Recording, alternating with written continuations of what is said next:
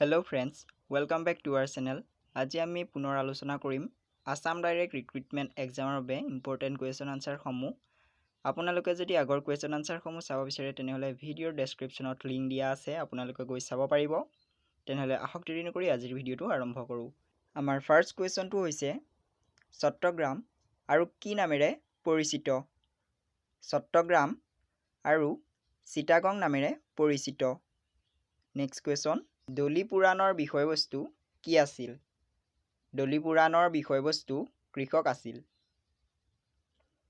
অসমীয়া লৰাৰ মিত্ৰ কোনে লিখিছিল? অসমীয়া লৰাৰ মিত্ৰ আনন্দৰাম ঢেকিয়াল ফুকনে লিখিছিল। অৰুণোদয় কাকত কোন ঠাইৰ পৰা প্ৰকাশিত হৈছিল? অৰুণোদয় কাকত শিৱসাগৰৰ পৰা প্ৰকাশিত হৈছিল। পানীন্দ্ৰ গগৈয়ে লিখা বিখ্যাত কিতাপখনৰ নাম কি? পানীন্দ্ৰ গগৈয়ে লিখা বিখ্যাত কিতাপখনৰ নাম হ'ল ল'ৰা শিক্ষা। 1893 চনত কানিৰ প্ৰচলনৰ বিষয়ে অনুসন্ধান কৰিবলৈ অহা আয়োগখনৰ নাম কি? 1893 চনত কানিৰ প্ৰচলনৰ বিষয়ে অনুসন্ধান কৰিবলৈ অহা আয়োগখনৰ নাম হ'ল royal commission on opium. Jagannath বৰুৱাৰ মৃত্যু কেতিয়া হয়? জগন্নাথ বৰুৱাৰ 1907 চনত মৃত্যু হয়। যোৰহাট সাৰ্বজনিক সভা কিয় 1921 চনলৈকে জীয়াই আছিল বুলি ধাৰণা কৰা হয়? যোৰহাট সাৰ্বজনিক সভা 1921 চনলৈকে জীয়াই আছিল বুলি ধাৰণা কৰা হয় কাৰণ সেই চনত গান্ধীজী যোৰহাটলৈ আহোঁতে সভাই তেওঁক সম্বৰ্ধনা জনাইছিল। স্বাধীনতা সংগ্ৰামত জড়িত হোৱা সুৰমা উপত্যকাৰ ছাত্ৰ সংগঠন এটাৰ নাম লিখা। স্বাধীনতা সংগ্ৰামত জড়িত হোৱা সুৰমা উপত্যকাৰ ছাত্ৰ সংগঠন এটাৰ নাম হ'ল অসম ছাত্ৰ সন্মিলন। ইয়াৰ মাজতে আপোনালোকৰ বাবে এটা কুৱেশ্যন আগবঢ়াইছোঁ। কুৱেশ্যনটো জানিলে আমাক নিশ্চয় কমেণ্ট কৰি জনাব। কুৱেশ্যনটো হৈছে বৰপেটাৰ জাতীয় বিদ্যালয়খনৰ নাম কি আছিল? নেক্সট কুৱেশ্যন, আহোমসকলে মুংমাওৰ পৰা কেতিয়া যাত্ৰা কৰে আৰু অসমত কোন চনত প্ৰৱেশ কৰে?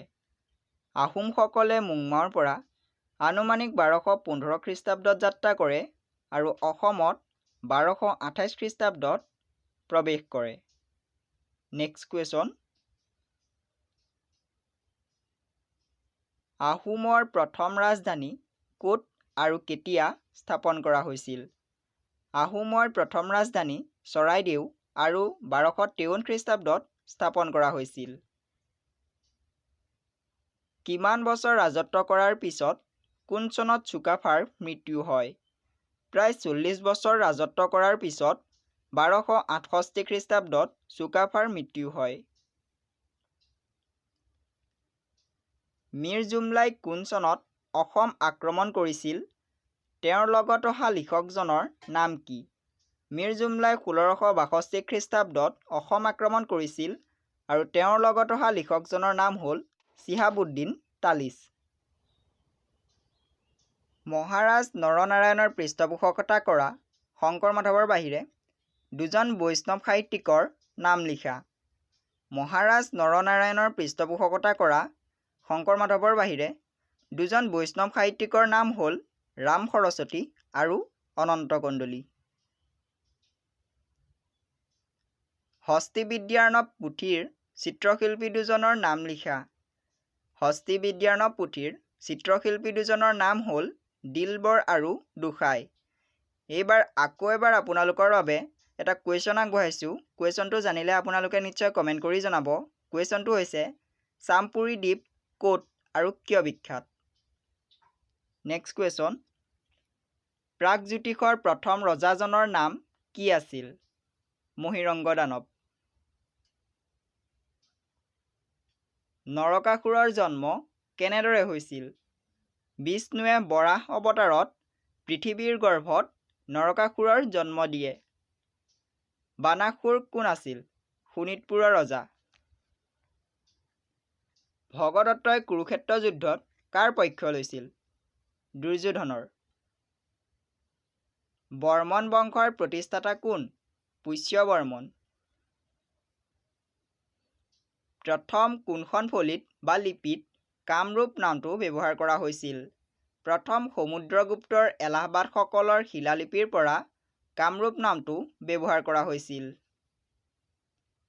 নেক্সট কুৱেশ্যন, শালস্তম্ভ বংশৰ প্ৰতিষ্ঠাতা কোন আছিল? শালস্তম্ভ বংশৰ প্ৰতিষ্ঠাতা অৱন্তী কুমাৰ বা শালস্তম্ভ আছিল।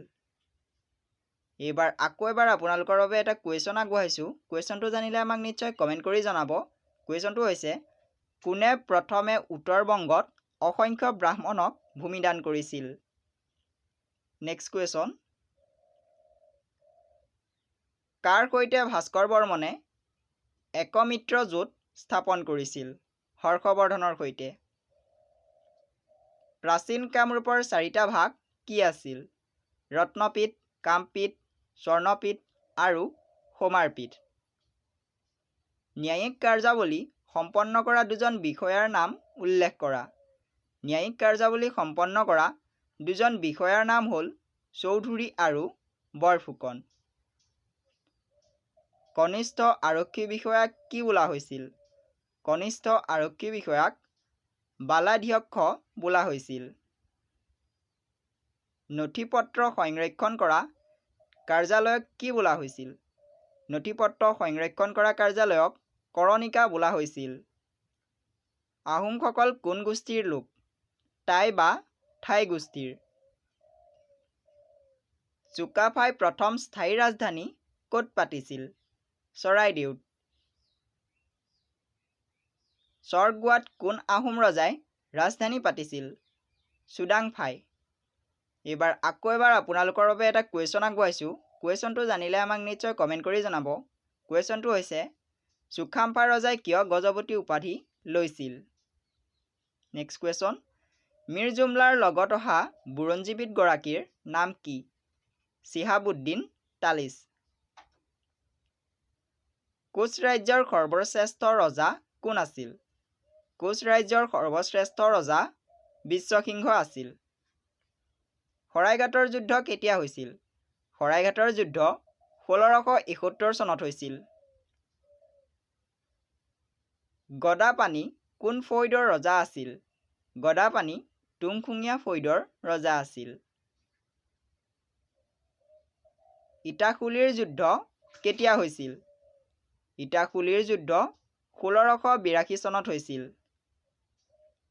কেতিয়া আহোম ৰাজধানী যোৰহাটলৈ স্থানান্তৰিত হৈছিল? মোৱামৰীয়া বিদ্ৰোহৰ পিছত আহোমৰ ৰাজধানী যোৰহাটলৈ স্থানান্তৰিত হৈছিল। দন্দুৱা দ্ৰোহৰ নায়ক কোন আছিল? দন্দুৱা দ্ৰোহৰ নায়ক কলীয়া ভোমোৰা বৰফুকন আছিল। মান সেনাই কেইবাৰ অসম আক্ৰমণ কৰিছিল? মান সেনাই 3বাৰ অসম আক্ৰমণ কৰিছিল। মহগড়ৰ ৰণ কাৰ কাৰ মাজত হৈছিল? মহগড়ৰ ৰণ আহোম স্বৰ্গদেউ চন্দ্ৰকান্ত সিংহৰ সেনা আৰু মানৰ মাজত হৈছিল। ইয়াণ্ডাবু সন্ধি কেতিয়া হৈছিল? 1826 চনৰ 24 ফেব্ৰুৱাৰীত।